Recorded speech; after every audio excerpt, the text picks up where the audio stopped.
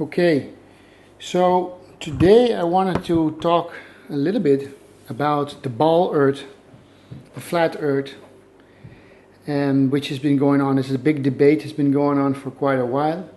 I've been not really looking into it until last week, and I decided to study it a little bit because the flat earth stuff just kept coming back. I had a lot of people on Facebook really that kept posting flat earth things, saying they were convinced the earth is flat.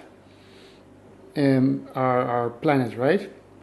And so I had to look into it because you can't deny this, because many of these people that were posting it are people that are pretty damn awake, many of them are at least awake to, the financial and the world governing and the cabals and all this stuff and going on.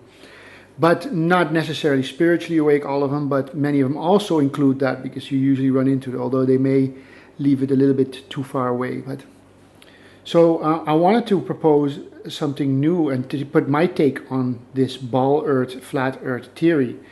And I wanted to consider there's two more things to be considered into the equation, and they're all to be united into one. You don't really exclude anything from another. One thing doesn't mean it's one or the other. It doesn't mean it is this or that. So I would want to talk today about incorporating several elements all together in one understanding, not making it the absolute, because you cannot put these things in absolute terms, because they're not like that. The universe is in a way holographic, or a projection, a combination, and it depends on the level from which you watch, the dimension from which you're looking also. So it all comes together. You have the ball earth, you have the flat earth, you have the square earth, and you have the toroidal field. And these four should be taken in consideration and blended together in the understanding, not one exclusive of the other, one being right and one being wrong.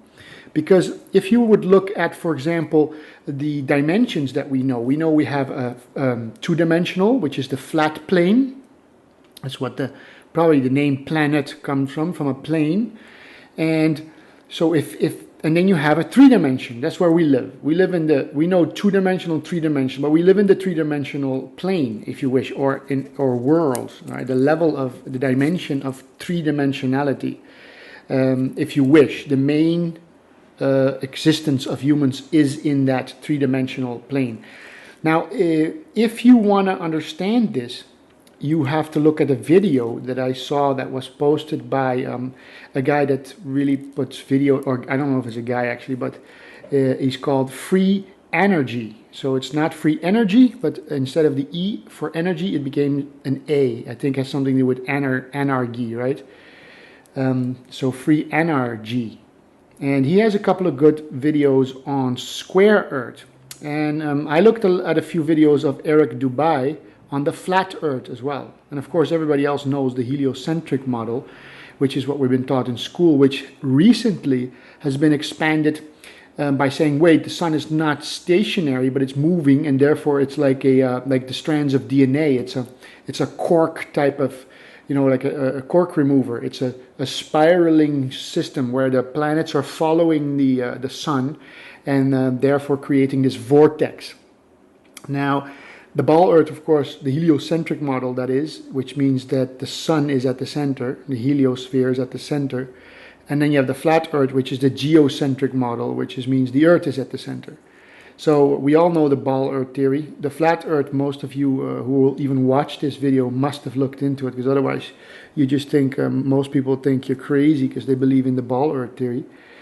And then you have this guy or person, let's say, that free energy, that makes the square earth. And of course, those who have studied anything about free energy and things like that know the toroidal field, which is that donut type of energy field system. And these should all be combined.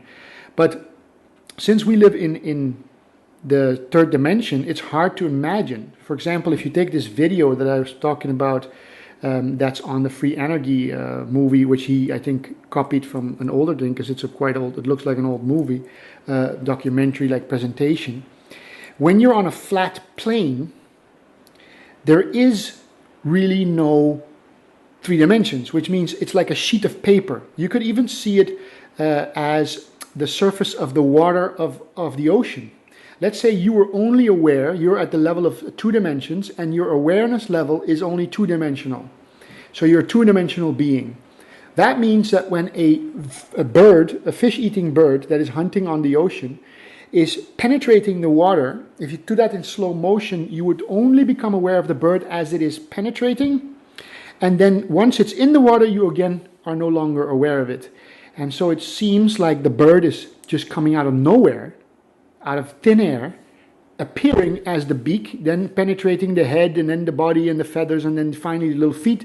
And then as soon as the whole feet have penetrated the surface, if your awareness is only the top layer, it's gone again. And so from the perspective of a two-dimensional being, everything that's living in the three dimensions would not exist until it suddenly penetrates the field of the two-dimensional flat plane. In other words, if you take a piece of paper and that's your awareness, and there's a little insect flying, and then it suddenly hits the paper, goes through it, right? Let's say it's a force field of some kind. So if you were to take that flat two-dimensional plane as a kind of force field, as a kind of layer, then that would mean that when an insect flies around in three-dimensional space, if it passes through that two-dimensional plane, whether coming from above or from below, and whether at any position on that plane, suddenly there will be a blip of awareness showing up. And suddenly it would be like this little bug would appear out of nothing and disappear again. And then maybe a bit further down on the plane, at another spot of the plane, it will come back in again and will appear and disappear. And so from a two-dimensional awareness, from a being that is two-dimensionally aware only, it would seem as though this would come in and out of existence as out of nothing. And that's kind of what happens with ghosts and UFOs and things like that. From a three-dimensional being, if a fourth-dimensional appearance would come into existence, it would seem like it materializes out of nothing and then suddenly disappear again into nothing. And we would say, wow, this thing came from another dimension or another place or whatever you want to call it. And it's true, it came out of another dimension. It doesn't mean it disappeared at all. It disappeared to the three-dimensional being, like it does to the two-dimensional awareness that would be on a two-dimensional plane. The insect is flying around the room, but because the grid, the two-dimensional flat force field awareness is only two-dimensional, it would only become aware of that object flying when it hits the plane at any spot.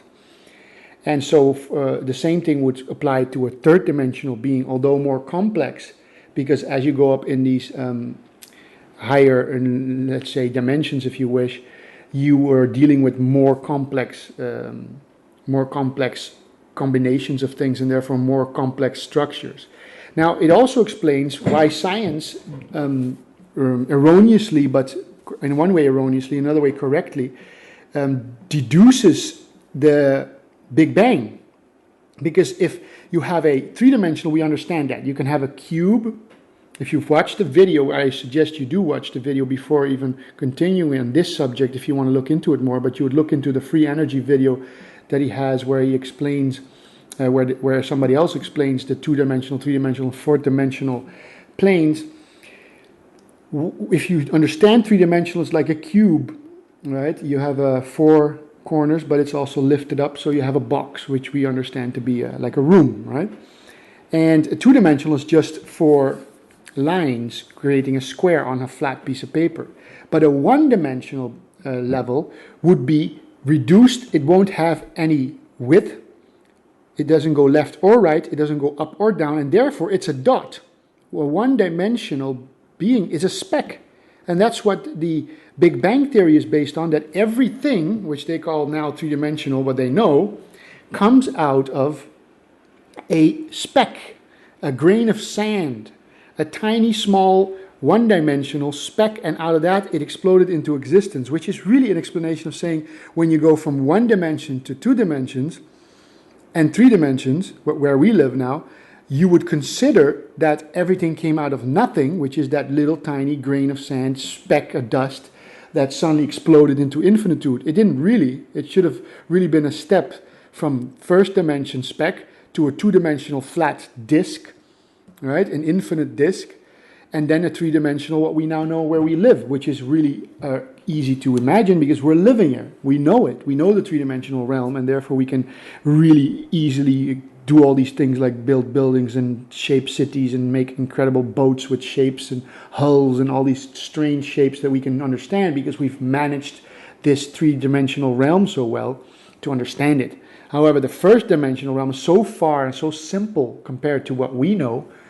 We consider it a speck, which is, I don't call it we, I don't actually consider it like that, but science considers it, and it is understandable how they came to that because they're looking at a one-dimensional speck and a two-dimensional plane, and then a three-dimensional where we live, and then a fourth-dimensional is where the UFOs and things come in, which are beings of a higher order, and when they come into our existence, they seem to suddenly materialize and dematerialize, which is not true. To them, they don't. To them, they're always there in that plane. They're just moving about, and to us, it seems like they are coming and going because we can't see, like if you were in the second plane dimension.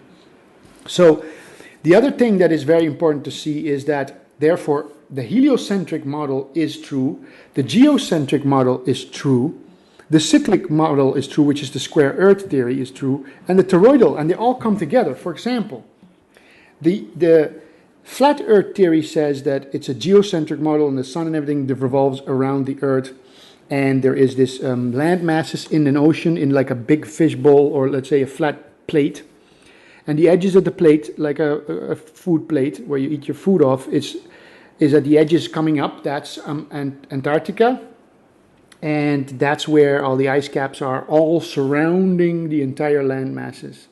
And so over it is a dome, and that dome is protecting us, or whatever you want to say it, and playing the stars and the sun and things turning around in there. And it's true as well. The geocentric model is a true version, depending on at what stage you're stepping in and looking at it.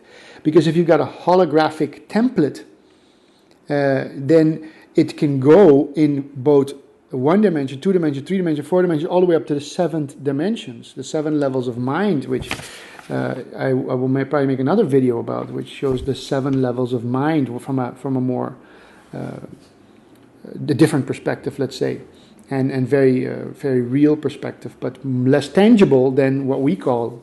And then there's this other one that the guy Free Energy makes videos about, which is the cyclic movement, the square Earth, which is that everything is cyclic, which is true. And actually now you're coming more close to the truth in a way, because it's like a space loop, which is we're touching on the 4th dimension, something that the mind, which is used to 3 dimensions and 2 dimensions, is not used to. So most people can't really imagine this 4th dimensional level or plane or existence, right? This dimension. They're all true. And so if you're looking at the cyclic time continuum, and I suggest you watch the movie from Free Energy and watch the Eric Dubai movies for all of you who have already studied that. Of course, you don't have to, and you just watch what you haven't watched. But the point is, if you look at the toroidal, it's also real. You can show right away how it's cyclic. The toroidal model of the toroidal field is a cyclic model. It is a model, but it's round cyclic. It's like a right, like an apple, right? It comes in at the top and comes out at the bottom, or whatever you want to call it. The point is, it's really like the North Pole is the point of entry, and the South Pole is the exit. So not really an exit at the bottom as a point, but the North Pole is the inner. That's why you have the hollow Earth theory. So the hollow Earth theory is also real and unreal. The toroidal field is real and unreal. The square Earth, they're all real and unreal. The flat Earth, the ball Earth, they're all relatively real. Relatively means in relation to the point of view, your perspective, or the level of consciousness that you are at, or the complexity by which you are able to grasp things, to grok things, right? So if you look at, for example, Admiral Byrd's expeditions, which most of you who looked at this flat Earth theory or the hollow Earth theory will be familiar with Admiral Byrd, who went into first the North Pole, I think somewhere around the 40s or whatever it was, 30s or 40s, or just after the war, I think it was. And then afterwards, he only went to the South Pole, to Antarctica. Now, looking at it from a toroidal point of view, you'll notice that the North Pole is the point of entry, and therefore you have the hole in the North Pole, the hollow Earth, which is the toroidal point of entry. And then as it comes out the bottom, you have the Antarctic level, which is the ice rim. Where on the flat Earth, you could see it as the ice rim. And that's the expansive part of the toroidal field, which is really the widest, bulgy part of the toroid. So you could see it as the flat Earth, and you can plant a toroidal field on top of it, being the core, that central tunnel type of system, which goes in the North Pole into the Earth, let's say, and then as it comes out of the bottom, it's still the North Pole, right? It's still the center of the Earth, and then it expands, and all the way at the bulgy, widest part of the toroidal field, you're talking about the Antarctic region, the South Pole, which is the widest. That's where there's such a big ice rim there. Now you can also apply that to the ball Earth theory. It would still apply. If you put the toroidal model onto that, it still would apply in a way, but you would think that the widest part is not at the South Pole, but you would think it to be on Earth. That's why the ball Earth doesn't work that well for imagining the toroidal field. So, but still it's cyclical. It means it doesn't go in one day to another. It's a space loop. You're not going linearly in time. You're not going 1, 2, 3, 4, 5, 6, 7, 10, whatever, 24 hours, and then boom, it starts at 1 again. You're going in a cyclical loop. You're coming back to the beginning. It's not another day in that sense. It's just another toroidal circle from the north to the south, and then boom, it starts over again. It's a cyclical universe. Now, why do we talk about cyclical universe at this point? Is because you're talking about touching on the fourth dimension. And so when Admiral Byrd and all these people who went, and different people, and they're probably there right now doing all kinds of tests, and is when they went to these places to try to explore the North Pole and the South Pole, what they were really running into physically is a holographic presentation of that toroidal field. They were running into things where they were blending together. And this is right at the end of space-time. So you could say that when Admiral Byrd's left hand, his wingman, one of his important friends and colleagues that went with him to all these expeditions, or many of them, he said that at the end of the world, literally at the end of the world, you don't want to know what you're going to encounter, he said. And finally he said to somebody, apparently, he said that space-time just changes. And why does it change? It's because it's going to loop back into the same toroidal field. When you get to that point of the edges of the world, at the level of physicality, which is not the absolute reality, physicality is an effect of a holographic projection. But at the physical level, when you want to reach the edges of the Earth, whether that's the North Pole going in or the South Pole coming out as this really wide, expansive, most expansive part, the whole damn thing physically is whacked out, completely ununderstandable, and planes and things have disappeared into it, and whatever they say, they really can't go beyond that point, because physically that is just the edge of our world, because we're not really physical. We're holographic of nature, or you could say consciousness of nature. We are awareness. We are infinite consciousness appearing in the physical. And so what has to be understood out of this in a way that I can maybe bring to the understanding is it's not the ball Earth, the flat Earth, the square Earth, or the toroidal. It's all four of them depending on where you're at. And only a combination of this and plenty of more other things can give you a good understanding.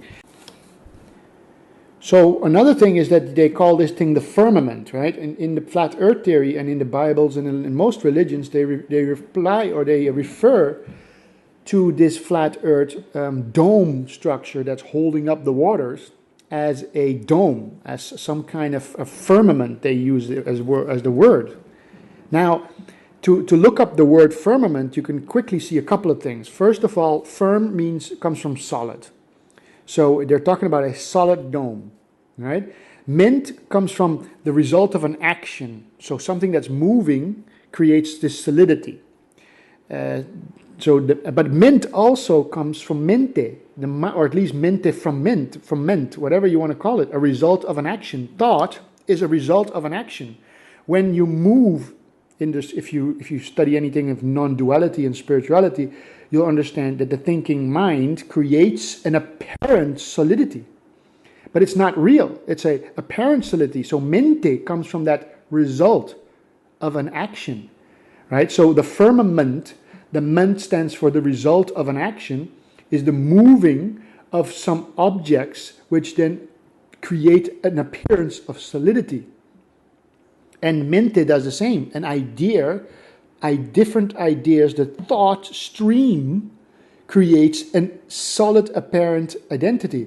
So from a non-dual point of view, you can also see right away that the mind create, or the movement of action, the movement of different thoughts, the movement of different ideas flowing through the mind, create the appearance of a person, create the appearance of an identity.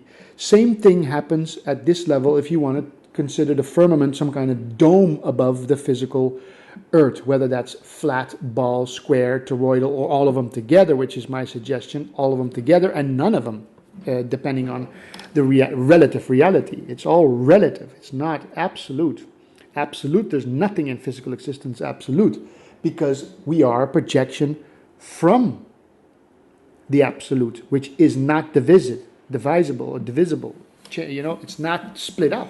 It's a unified field. In the unified field, you don't have a ball or a flat or a square or a toroid. You don't have 1 dimension, 2 dimension, 3 dimension, 4 dimension. You have no dimensions at all. It's the mother of all. It's the creator, the uncreated. It's the void, the emptiness, the silence, the absolute void. What science would call the speck before the Big Bang, the absolute nothingness, right? And then out of that come all these dimensions. So once you're in these dimensions, there is no absolute. There is only relative things, relative to eyes, relative to ears, relative to all these different possibilities. And so all of these realities have their relative reality. But they're not absolute. You can't say it's flat or ball or square or toroidal. It's all of them depending on what you're looking from. You have to include a broader view, especially considering there's still the fourth dimension, which we're now at. That's where they're standing on the edge of Antarctica, looking at this in this outflux of this, where they say basically time and space and all this, everything we know just melts together, is because it is unfathomable by physicality and by the mind. And so, going back to the firmament, you can also go look up the Platonic solids. Now, Plato had this beautiful explanation about the Platonic solids. He said there's an outer rim, and this could be called the firmament, the dome structure, and it contains all the solid ideas of the earth. In other words, all these ideas, separate ideas, are lodged in the firmament, in the dome, in this highly reflective, what you could call firmament, right? Moving action solidity. And when cosmic rays or cosmic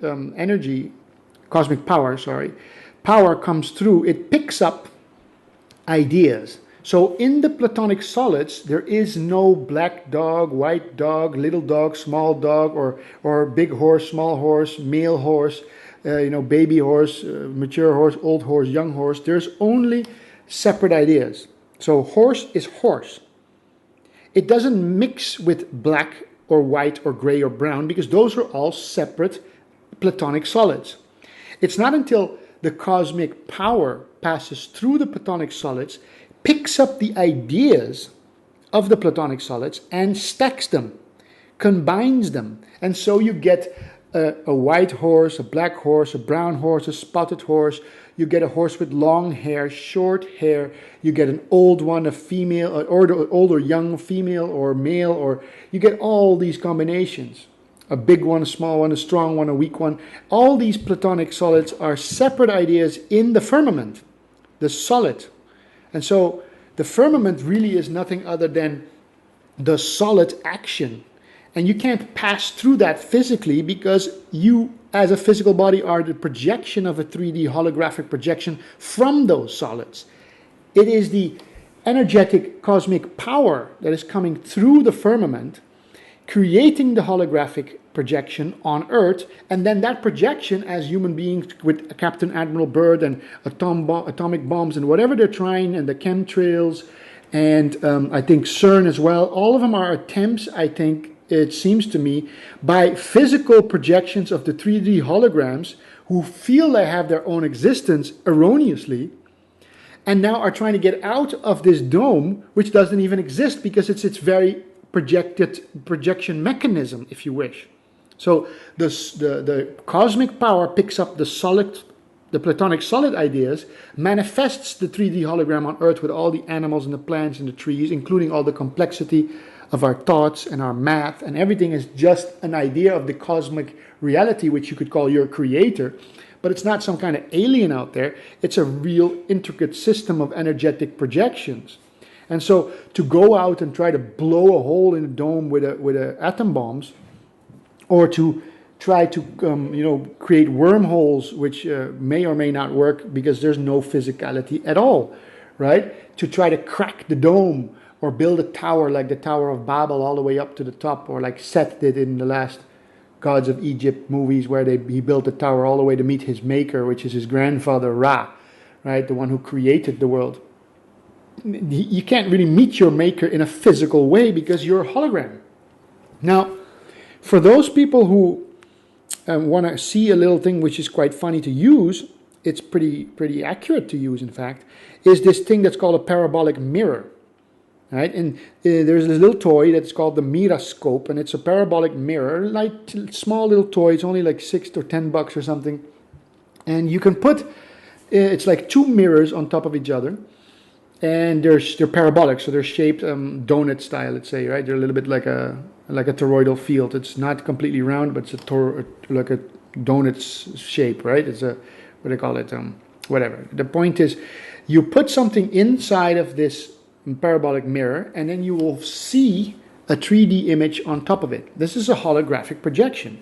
Now, if you look how damn accurate it is from the right angle, your mind is boggled by it, because if you're sensorily, you're seeing something that's not there, but it definitely seems to be there. And this is kind of what we are. We are a giant parabolic mirror. This Earth is the toroidal field that is a parabolic mirror. It's both ball, flat, square, and toroidal. It doesn't matter what you're looking at. It depends where you're looking at it from. It's a holographic projection. Now, not holographic like we know it. It's much more real than what we could make, because it comes from a higher realm. It's not the human-made holographic reality, because we would make this little parabolic mirror thing in the Mirascope, and we can't grab it, you can't touch it. But the holographic projection that we are comes from our psychic double. And for this you'd have to go to a book called The Origins of Man and the Universe by Barry Long, which was my first eye-opener really at so many levels, but more of a non-dual spiritual truth teacher.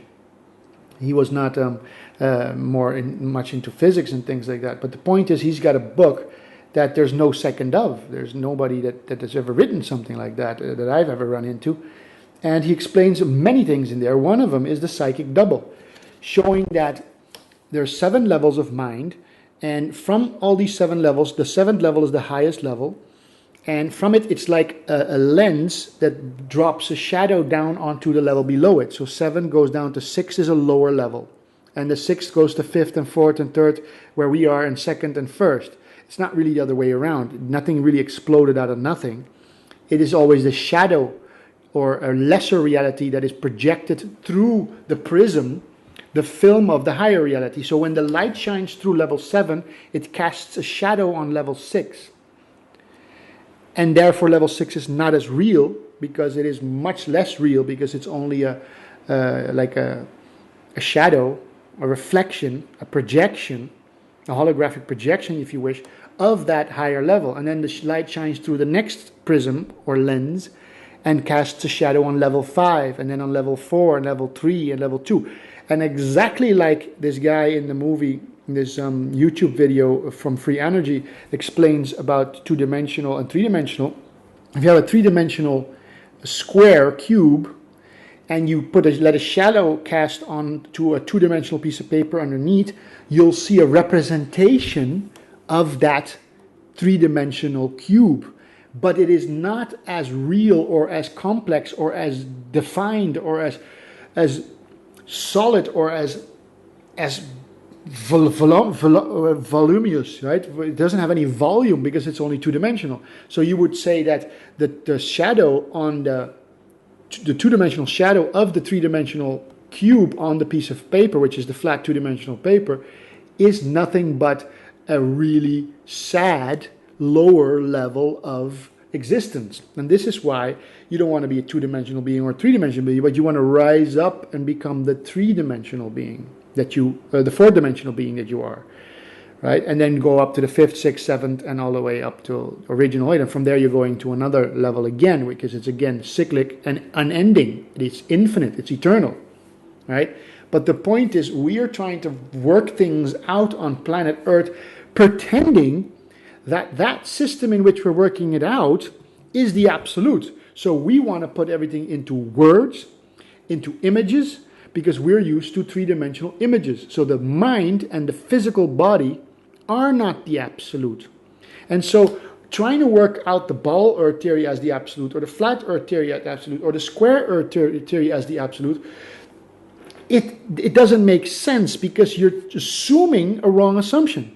The assumption is that we are physical, even though these people might think that they're into quantum physics and know that everything is energy. They're still trying to prove as though the flat Earth is there. It's like that parabolic mirror of the miroscope, when the guy puts in the little frog, and I got all these links down here. And when he puts the frog in, you try to grab the frog at the top, it's not there. That's what we are, but at a higher level. We're not really there. That's why we die. That's why we disappear. That's why everything in existence disappears. Even the sun, science says, which is the erroneous science, or at least incomplete science, because they exclude all these things, and they exclude the fact that we're not physical, right? And that we're not mental. That's not the highest reality. But looking at it from that point of view, even the sun disappears. Of course it does, because it's a holographic projection from the real. From the seventh level, sixth level, fifth level, fourth level, third level, second level, and then one dimension, which is the speck. So science has it all back to front, because they're looking at through the lens at the wrong end of the lens, reducing everything, thinking that the origins is from the first dimension. No, the origins comes from the seventh dimension and drops down, levels down. So if you want to go up, you got to go into the fourth dimension. That's why everybody who's spiritual is talking about going to the fourth and fifth dimensions. Is because you're going up to higher realities, not down. Science, who's got it all the way back to front, is looking at that speck in the one dimension, thinking that's where everything came from. No, that's where everything results to. That's a shadow upon a shadow upon another shadow upon another shadow, leading to that first dimension. We don't really come out of the speck. We come out of the higher realms down, and now we're looking, you have to look back up, and that's within. Looking back up is not looking at the square Earth or trying to fly out to Antarctica or trying to prove if you go high enough up into space or whatever you think it is, or the firmament or into the waters beyond. It doesn't really matter, because you're still identified with a holographic projection. The fact is, you can't get out the helio or out of the dome. You can't get out of this firmament, because the firmament is the lens through which this 3D projection is being created. The physicality of our very existence, the plants, the earth, the human bodies, is what we are because of the lens, if you wish. But the lens is not a physical lens either. It's not like there's a real dome up there. That's only the representation in physicality of the dome.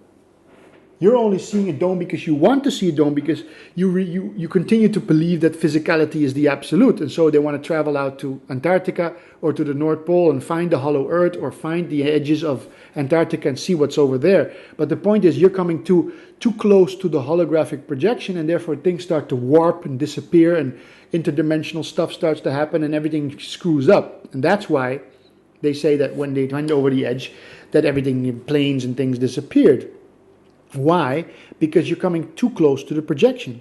If you take that miroscope and you put a little frog or a little screw or a little coin into it, like this video that I've shown you that you could look at, is this video that shows you that there's not really there, but you can see it really clear from a certain angle. But if you're tilting the miroscope too much, then it won't project right. And so when you're coming to the edge of Antarctica, it won't project right anymore. The holographic projection system will not function that close to the edge, and therefore things start to warp, disappear. Space-time continuum starts to change. Everything starts, the physicality starts to warp, and everything is whacked out. And that's why they made sure nobody gets to go to Antarctica and figure it out. In the meantime, they themselves are trying to figure it shit out, and they're going over there doing whatever they're doing, including CERN, and including atom bombs that they've been throwing at this highly reflective solid firmament, thinking that everything is physical. Even the firmament is nothing but a projection in sense of the real behind it, of the real Platonic solids. But Platonic solids are not, they're energetic, they're non-physical. They're only become physical if you're looking for them and you find this high reflective dome structure suddenly there, because in sense that's what it looks like. But that's only if you're looking from the senses. So anyway, I'm repeating myself a little bit, but the point I'm trying to make is I hope I could give some of you some other perspective on things. This is not the absolute, because you can't have an absolute. So don't bash me and trash me for putting a ball earth theory, a flat earth theory, a square earth theory, toroidal theory, all of them together, or saying I'm wrong in this or that. Of course I'm wrong. I'm always wrong. Everybody's wrong and everybody's right. The point is, how much of that which is right can you include, and how much of that which is wrong can you exclude? And something that's wrong is not necessarily wrong at all from a certain perspective. Can you keep the wrong and keep it one? Or do you turn everything into good and bad, which is the dual existence, which is why real teachers teach non-duality and don't even concern themselves much with ball earths or flat earths or square earths or toroidal fields, because the point is, can you reduce everything into one? That's really what non-duality means, not two. No duality. How can you include death? How can you include murder? How can you include the New World Order and the Cabal in one system without having one that's bad and one that's good, without having one that's wrong and one that's right, but actually including all the different perspectives, instead of stepping at it from the third dimension and saying, well, everything is wrong. Two dimensions don't exist because look, the piece of paper is in space. Of course, from a third dimensional point of view, a piece of paper laying on your table is a two-dimensional plane, but then again, it's not, because it's a piece of paper you can bend and you can hold up and change and throw through the room, and you can crumble it up into a piece and say, no, it's a ball. Of course it's a ball if you crumble up the piece of paper. And that's the same with this structure we're talking about. We're not talking about an absolute. We're talking about stepping stones. We're talking about seven-dimensional realm coming down into the sixth, coming down into the fifth, fourth, third, second, first, and all of them existing at the same, let's say, time, although time is, again, not in all these realms. This is just our perspective, our words. We don't even have words for these things. That's why it's so damn complicated to explain this. But I hope, in a way, I could bring some of it together to put more things into it, not less, not excluding things, but from a different level, including them, but keeping them where they belong at that level. The flat earth is correct at a certain level. The ball earth is also correct at a certain level. The square earth, which is a cyclic space continuum, the space loop, is also right. And the toroidal field also, all of them together, is more right than one of them. They're together, but depending on from where you're looking at. Depending on what position you're in, what level you're in, what dimension you're in, what capacity of mental understanding you have, what background of conditioning you have, what science teachings you've had and upbringing you've had, and what kind of understanding you can incorporate into a bigger model than just one and excluding others. So hopefully we can put some of this to rest and grasp the higher realms and go into the fourth dimension where we can't even fathom. Because aliens and UFOs coming into existence are just that. They're just coming from a fourth dimension. And we're like, oh my God, they materialized out of nothing. Well, no, they materialized to you out of nothing because you are not aware of the fourth dimensional plane, let alone the fifth, sixth, and seventh. And whatever comes after that again. Another cyclic structure after that. Because it goes on and on. But let's not go in that for today. So I'll keep it at that. And I hope it is of use.